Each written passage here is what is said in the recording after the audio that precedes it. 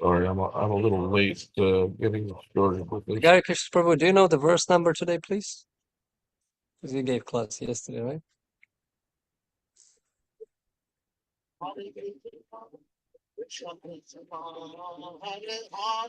Yeah, text 13.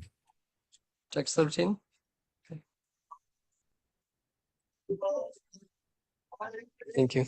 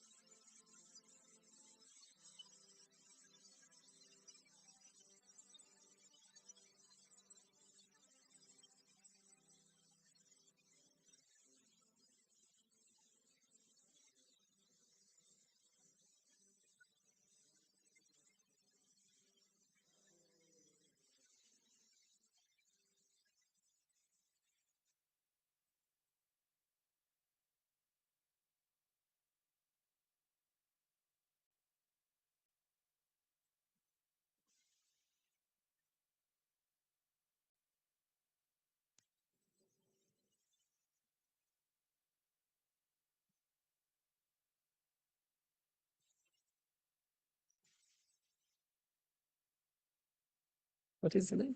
Sarah, Boston Sarah. Dr. Sarah? Where are you coming from? You were down. Oh, yeah. Thank you for coming by. Yeah. Thank you for giving.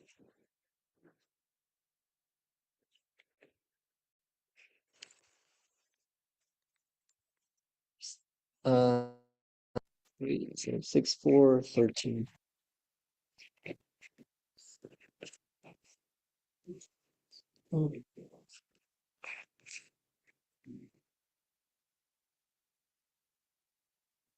Okay, so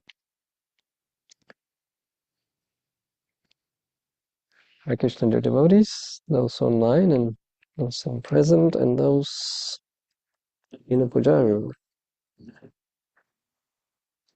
So we are reading from Srimad Bhagavatam, Canto 6, Chapter 4.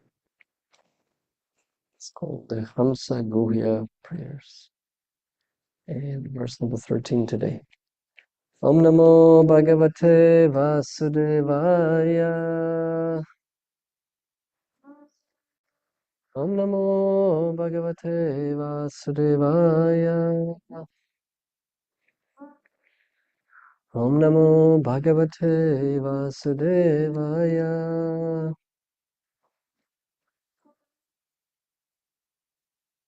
Antardeheshu Bhutanam Atmaste Haririshvara Sarvam Tadishnyam Ikshadvam Evam Vastoshito Yasau Antardeheshu Bhutanam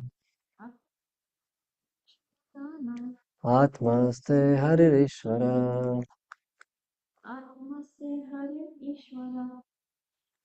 Sarvam Tadishnyam Ikshadvam Evam Vastoshito Yasau Antardeheshu Bhutanam Atmaste Haririshvara Sarvam Tadishnyam Ikshadvam Evam Vastoshito Hyasau. Can try. Antardeheshu Bhutanam Atmaste Haririshvara Sarvam Tadishyam Ikshadvam Evam Vastoshito Hyasau. Antardeheshu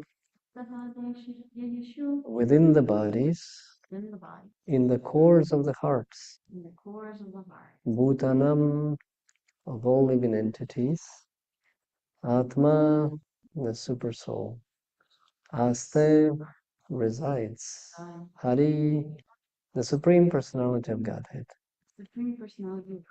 Ishvaraha, the Lord or Director, Sarvam, all, Tadishnyam, his place of residence, Ikshadvam, try to see, Evam, in this way, Vaha, with you, Toshitaha, satisfied.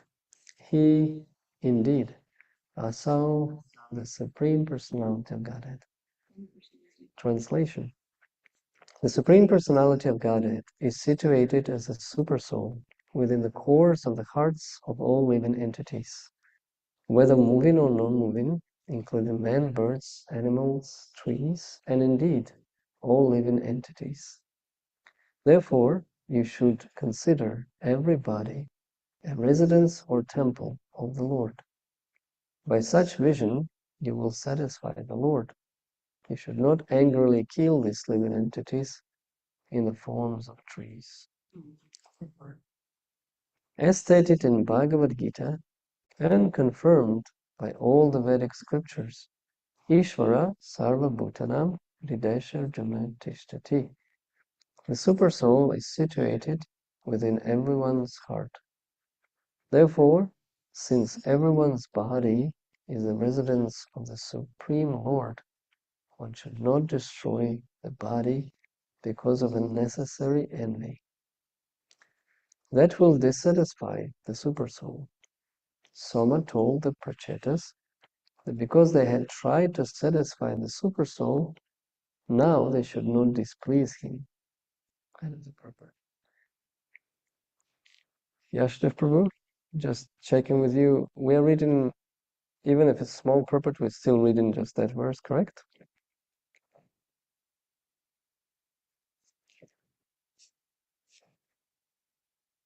Okay. Right, so the verse again. Antar deheshu bhutanam atmaste harishvara sarvamta dishnyam ikshvatvam evam vasto shito yasau.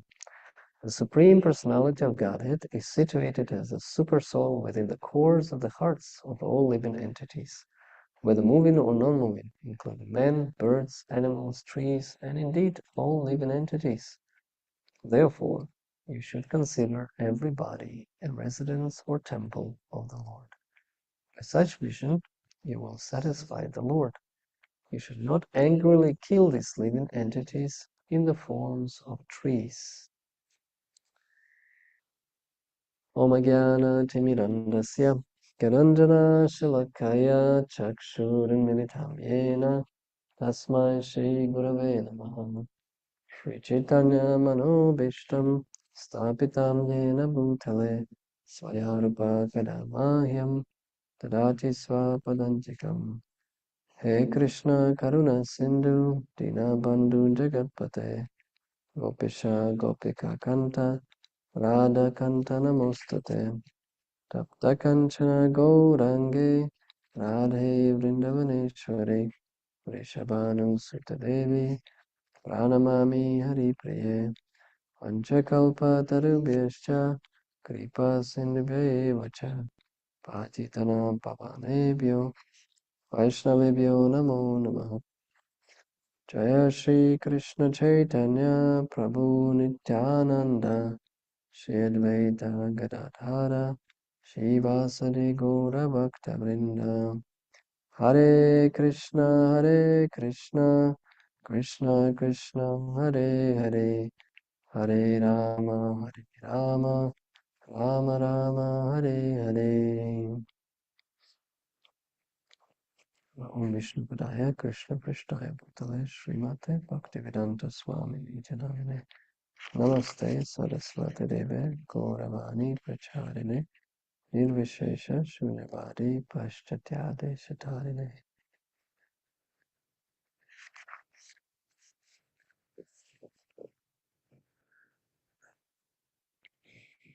Hare Krishna again, dear devotees, good morning.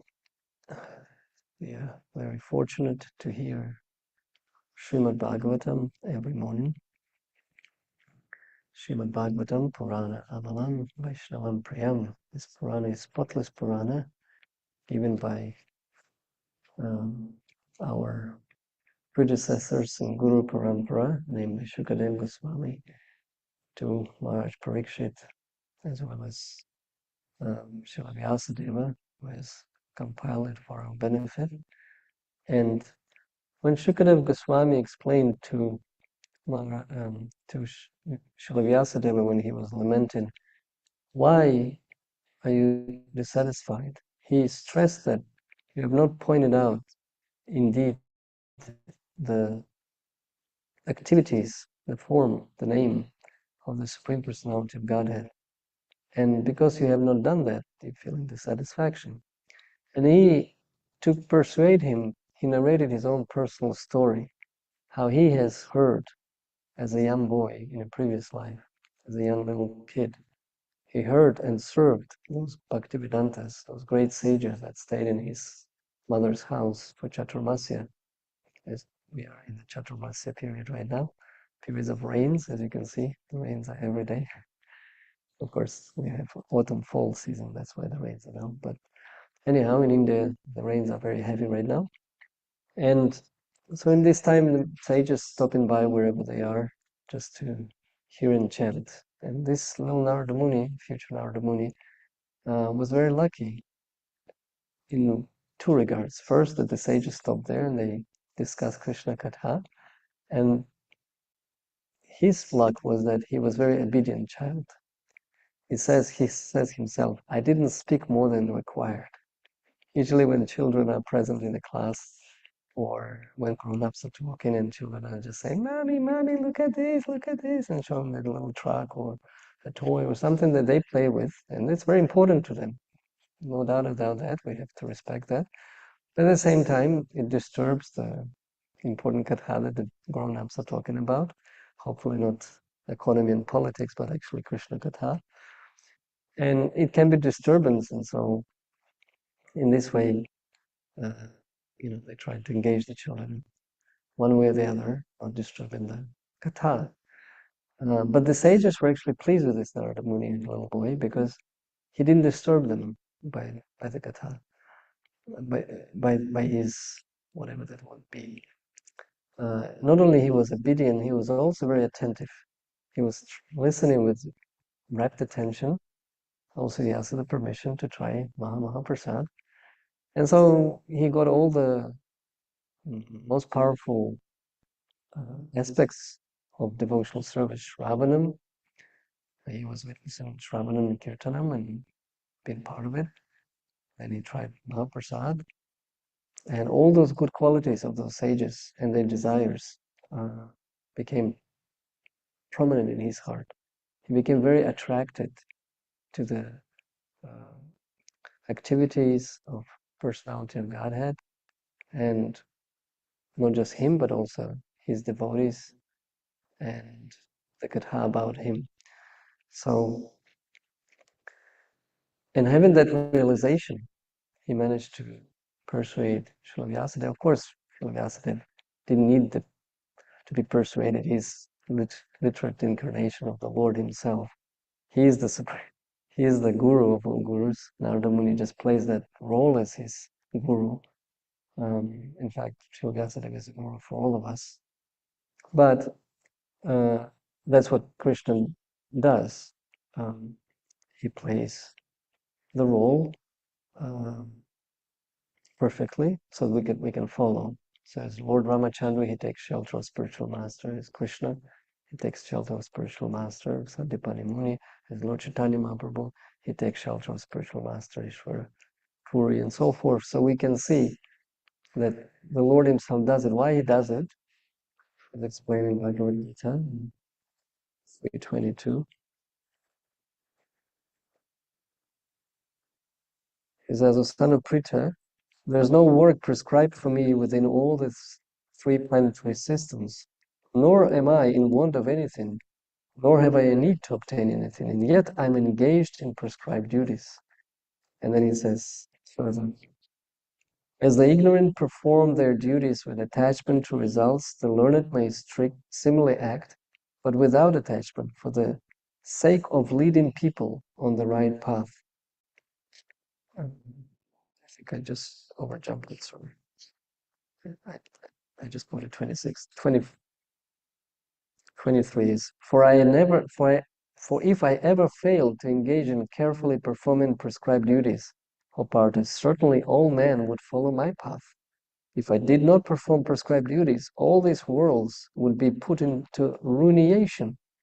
I would be the cause of creating an unwanted population, and I would thereby destroy the peace of all living beings.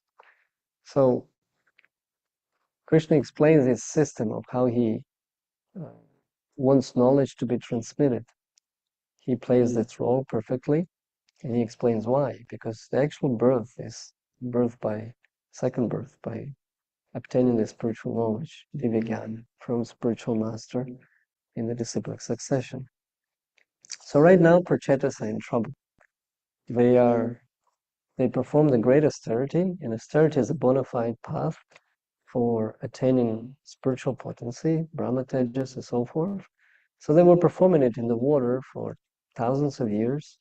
They attained this Tejas, and when they came out, they saw the planet being overgrown by the trees. And, they were perplexed how we can extract the food, and, this is too much. We have to have the plain fields. And so they started releasing anger by wind and fire coming out of the mouth. Last week I was giving a class, I was saying that this is not a extraordinary thing when you have mystic powers to perform such things. And it's not a magician who does the fire from the mouth, it's actual fire. And I was saying that even in Bhaktivinoda Thakur's time, Vishikishan, or Vishvaksenu, the proper name of that yogi, when Bhaktivinoda Thakur came to arrest him, he was, leaning towards into the fire, outside of the fire, and nothing was burned on his body. He was just performing these mystic powers just in front of all those people. And then when they tried to arrest him, he started to shake his head, and all this dreadlock hair that he had started to flash the fire, the actual fire, not just the sparks, but the fire. So all the recent soldiers, they freaked out and ran away. The British ones were just perplexed, standing there. Bhaktivinoda Thakur was not impressed, so eventually he arrested him, and we know the story further. So even like a few hundred years ago, those yogis could perform such a powerful mystic tricks, you can say, but with actual fire. And so, and he was healing the wounds, the actual wounds in front of everybody. So it was powerful. So Prachetas, being in the previous yugas, they were much, much more powerful by performing this tapasya. Lord Brahma, by receiving the instruction of performing tapasya, he has managed to create the whole universe with all the living entities. 8,400,000 different species, as named here also. Men, birds, animals, trees, and so forth, all living entities. And they all are created, different bodies, with the same feature in all of those bodies. That same feature is that the soul and super soul reside in the core of our hearts, of the heart of all living entities. And so Krishna says further in 6th chapter of Bhagavad Gita, verse 30, Yamam pashyate sarvatra sarvam chamai pashyati tasyaham na pranashyami sachem mena pranashyati. For one who sees me everywhere and sees everything in me, I am never lost, nor is he ever lost to me.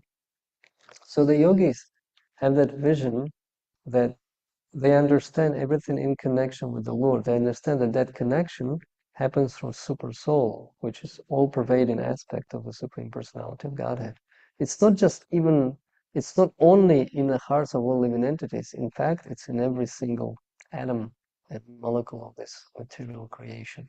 That's how all-pervading potency of the Lord is. It's like us feeling the body in which we are present because of the consciousness and the blood flow. Try to, sometimes when you play kartals and the string is hard, that part where you string, the kartal became a bit blue and numb if you play too long.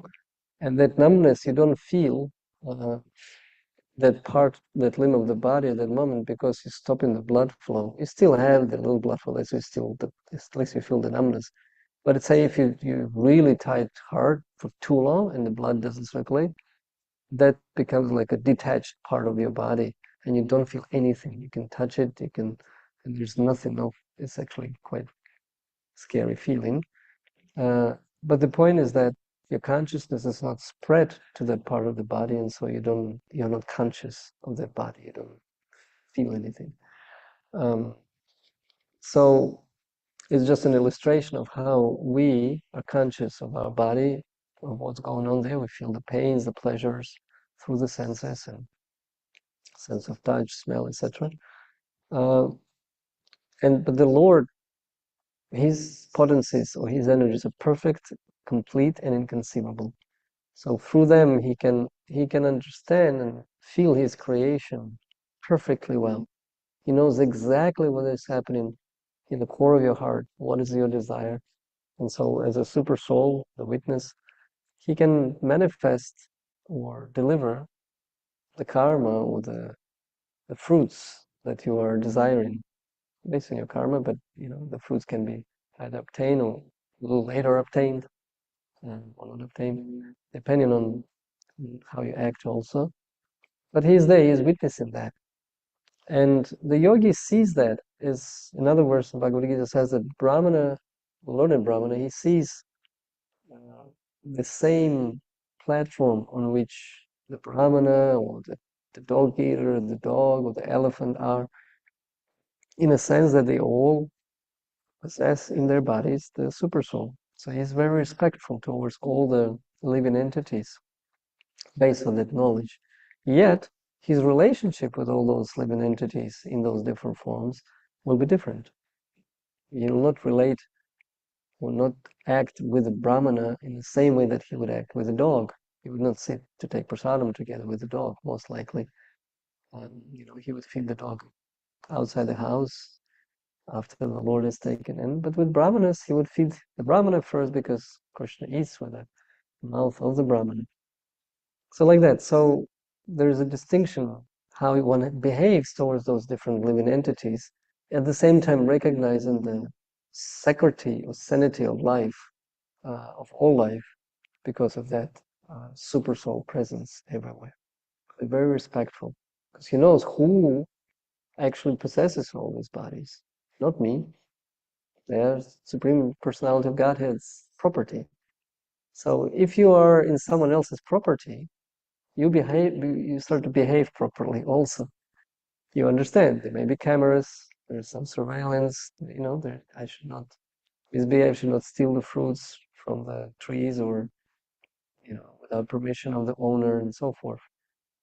So, but if it's no one's, right? No one's, then, I can do whatever I want. I can take the trees from the trees and fruit from the trees and eat them or do whatever with them, play with them. But the thing is, or the fact is that nothing is no one's in this material creation. Once you understand that, then you're solving part of the problem that we have, that you claim with a flag, this is my land, this is mine. And so if it's mine, I can destroy it. I can do whatever I want with that, right? If it's mine. But it's not ours. And there's some purpose also behind everything that's around us. And we have to treat it with respect. It's not that we cannot cut the tree. We can, tree gives fuel, tree gives medicine, tree gives bark, tree gives paper from which the books are printed, and tree gives heat, and we cook on wood, and this floor that Dr. Sari is sitting on right now is from our own wood. So at some point the logs were brought by oxen, and all this temple, the sides and the floor was built from our own trees. So trees can continue serving. The trees give shade, tree gives bark, tree gives essential oils, tree gives so many other things, fruits and sap and syrups, maple syrup and so forth. So leaves, trees give just constantly giving, so they're not like useless. Trees give a lot of things. Tree gives oxygen that we breathe in. Tree give shelter to other species like birds, and giving shade to animals in a scorching heat. And they protecting water surfaces from not being overheated, and so the creeks are actually not dried out, and we need the water, so forth. So trees give, it's a whole ecosystem that, especially forest, it maintains so much of the land, the soil, everything. So, but also we need the plain land, certainly, for growing food and cows to graze and so forth. So forest cannot be everywhere. So Prachetas had their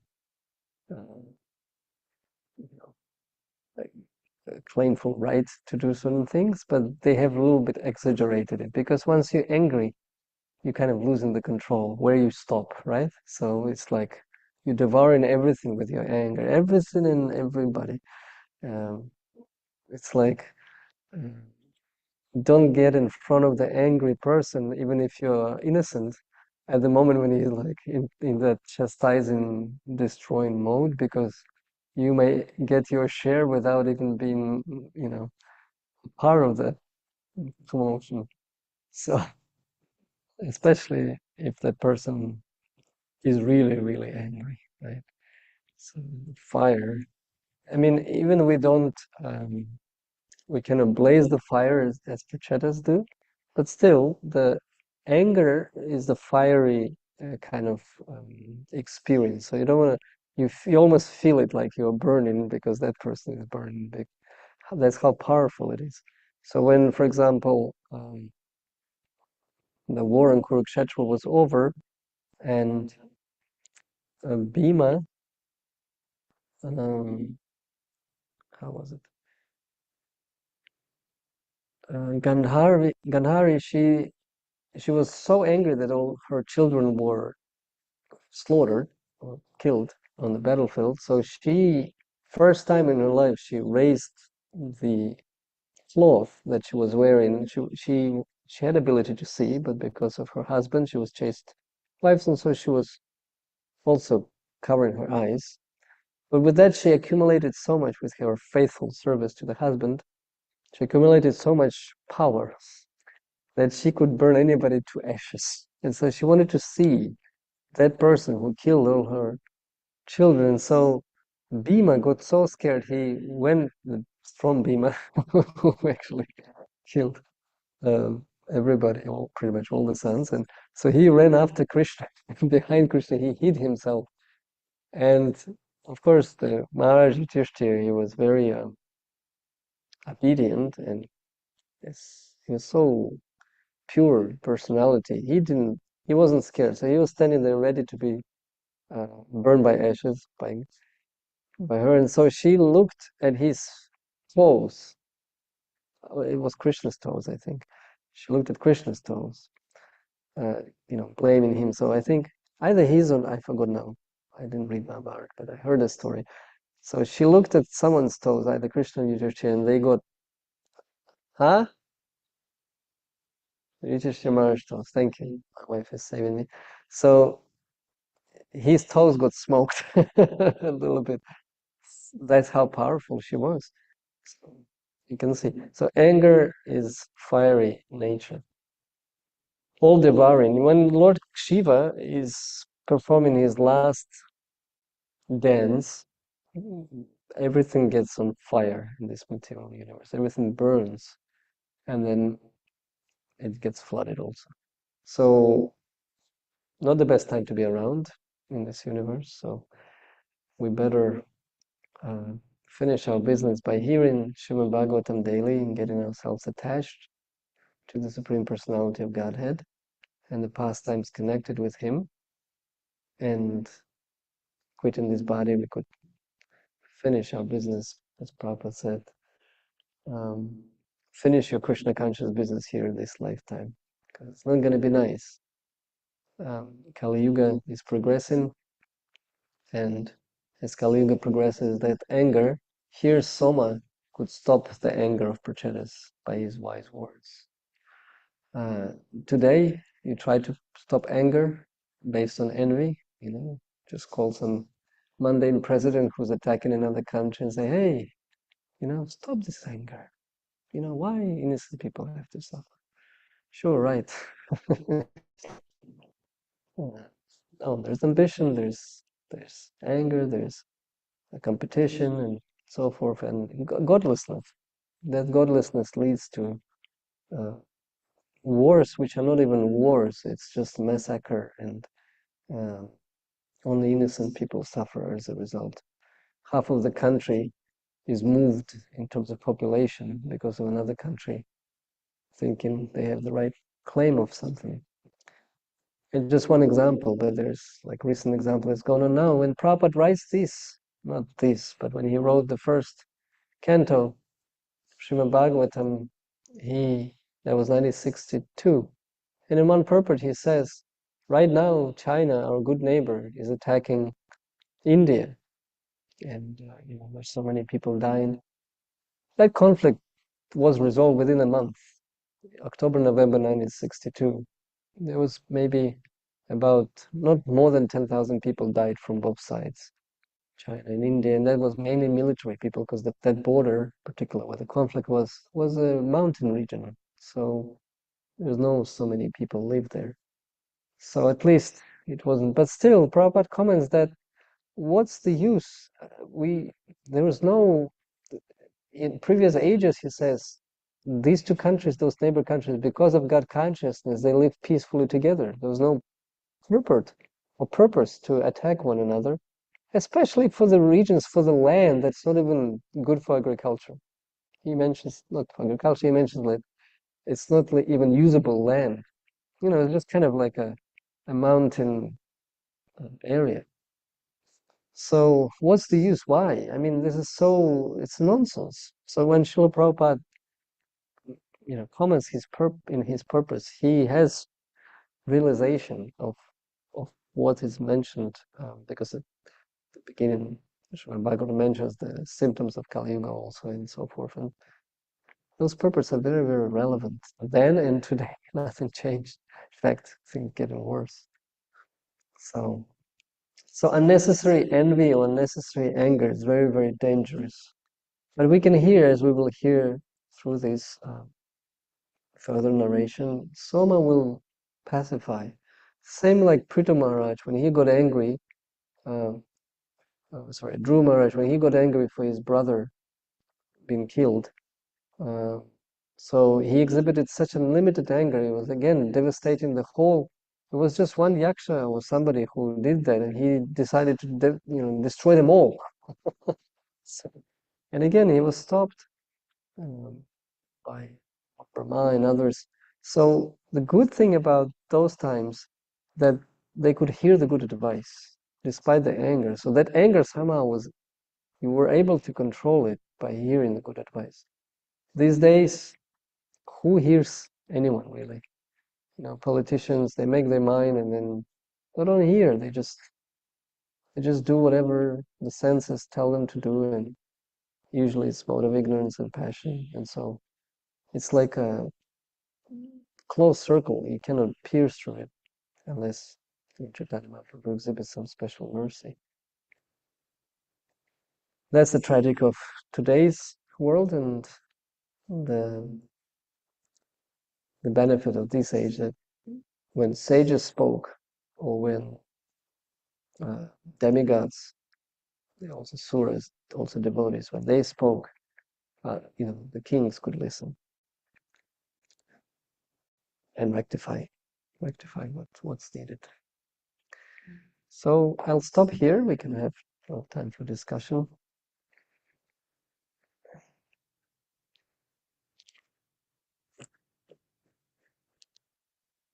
So someone can send a chat messages or speak. And maybe Sarah has some. I always have things to Please. ask and say.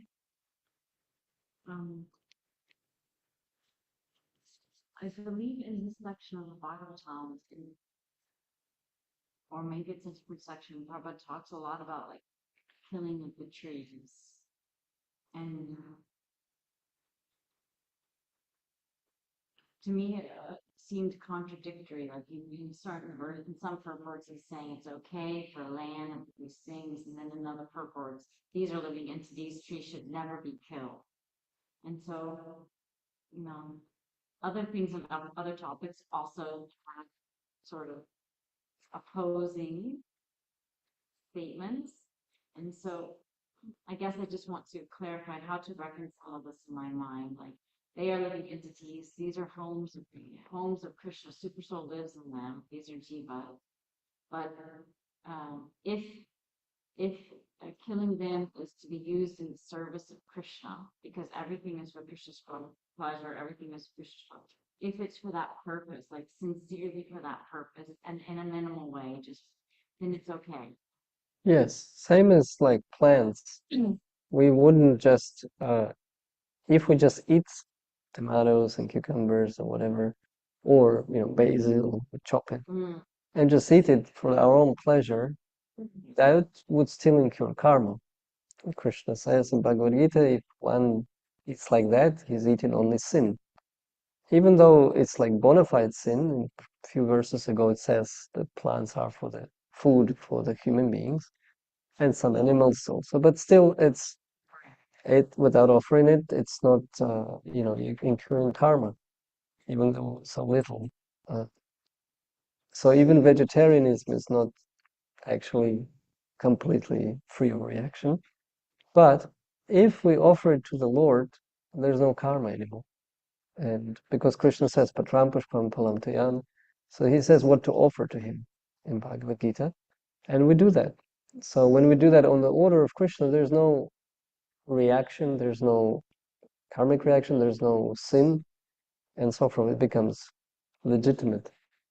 And same with trees. Of course, we don't need to unnecessarily cut the trees. Sometimes trees fall down due to a storm. We have in our 200-acre forest, we see that every year we got about 50 trees that knocked down by the hails and old age or whatever.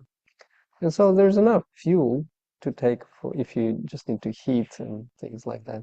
So there's no need to cut in. In fact, we plant in trees 100 a year or so. So trees can be used. So you have to use the intelligence, in which case cut the tree, because, for example, the human form of life is more precious than the tree.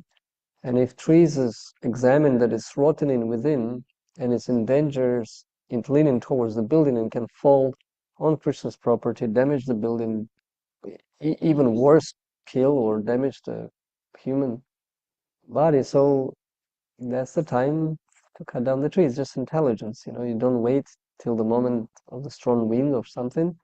It's already dying, and maybe it's more wise to do it this way. Cut few branches or even cut the tree and still use it in Krishna's service. So, but you don't just go and chop it out because I want, better view, I don't know, whatever. So you have to be more considerate there before. So there's no like clear answer like that I would stamp it authorized. You have to use an intelligence, try to base on Shastra. And like last lecture, I was also saying, they're native trees to Pennsylvania, and then they're invasive species. So what to do with invasive species? Invasive species attracting bugs, lanternflies, and so forth, and it destroys further the environment. So that's all like a foreign, invasive, aggressive species of life that damaging the actual good forest and the vegetation and crops that were growing for Krishna, for his cows or for Krishna's on the altar to be offered. So you have to think intelligently what to do about these situations. Consult and you think and you try to implement.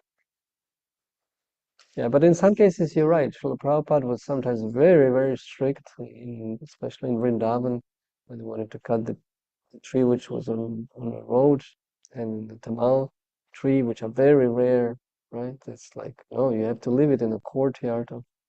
It's actually very suspicious because in Vrindavan, there's only like few tamal trees left, and one of them is in Krishna Bharam Mandir. Now it's like the descendant of the trees. It's not the original, it's like the son of that original tree. But in any case, it's still there, it's growing. So thanks God that Prabhupada gave those instructions to. Same, I think in Mayapur it was the road, so they just did the road a little bit around the tree. Because there's no necessary, this is just our like mentality, this is convenience, the road to be straight. No, road can go a little curvy if the tree is growing there. Yeah. Nothing wrong with that tree. And especially the fruit-bearing tree. Prabhupada sometimes called some trees useless and said that trees in mode of goodness, those bearing fruit, right? So, but at the same time, in the other morning walk conversation, he was asking, what is this plan? What is this plan? And disciples were replying. And then once he asked about some plan and he didn't know, he said, oh, this is a useless plan. He said, no, it's not useless because you don't know. It's not useless. It has a purpose. You just don't know. So you are useless because you say that. So like this, Prabhupada could chastise. And he was very broad-minded. So he could see very broadly and discuss those topics. So that's why it's... And in Shastra, there are many examples like that. So it requires intelligence to apply and further consultations on such matters like that one. But certainly, at least the idea to,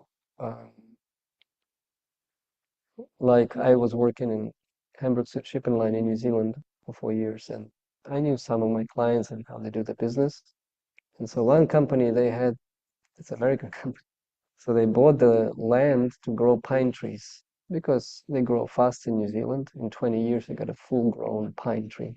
They cut it, chop it, ship it to USA, build houses. In 10 years, it's rotten because it's not a quality pine, because it's fast-growing pine. So once it's rotten, they need repairs, from which they're going to be repairing from the same pine trees, which will grow in New Zealand again. So it's like a cycle. So they created a cycle of money-making cycle. Fastly growing pines, build the houses, in 10 years starts rotting, the new pines grow. So you ship the same materials to rebuild it or reconstruct. And I saw those pine forests where they grow, and it's like, like those rows of pines. It's not even the forest. Here you look at the forest, it's like a lot of variety, diversity of trees, and the whole life is there. In those like plantations of pines, really, it's not a forest. It looks so artificial, and the life really cannot develop there either. So this is the tragedy of Kali Yuga mentality, how we think. Especially those fast money making schemes, which doesn't even make sense because you just building cheaply the house which will rot in 10 years. So what's the point? Why would you want to live in a house that will be in the need of this repairs all the time? Rather, take quality wood and have it for 100 years or more. Like we have this barn um, on the property with the logs from 19th century still there, and it's in 21st. So almost 200 years it's standing. There's some repairs like minor, but the actual structure is still with the same original logs. So you have to think like how to preserve longer the trees and the forest rather than making this kind of that attitude is not good. Commercial. Okay, anybody online would like to add? Do we have a few more minutes left?